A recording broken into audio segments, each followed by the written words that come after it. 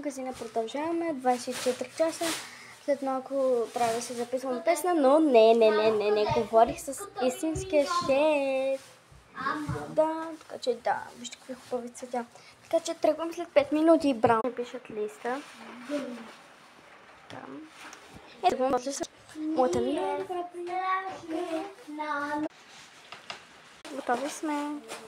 Едната ще ходи. Тръгваме сама обаче. Казаха ми да не излязат. Как ще иде? Тръгваме с мазата ми.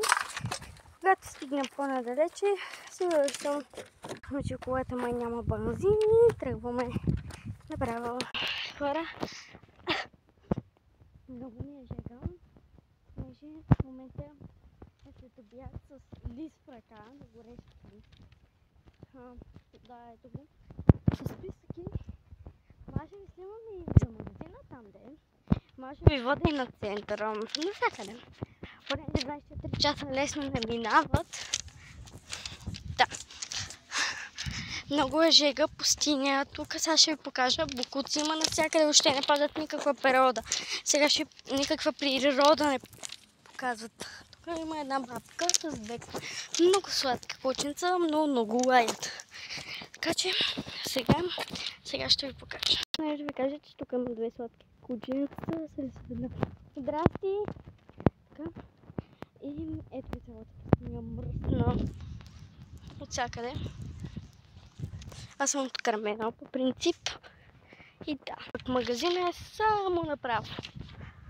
Много е жегичка, да ви кажа.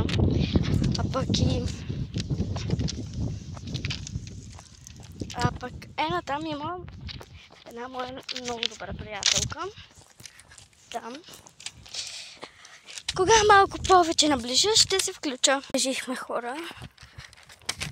Ето назад, погледнете. Трябва сега да пресечем, понеже има много коли. Показвам колите, което срещу мен е много гадничко.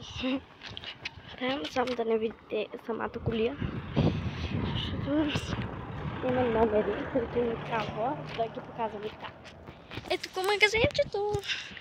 Сега се връщам, понеже ми стана много малко от видео. Ето там.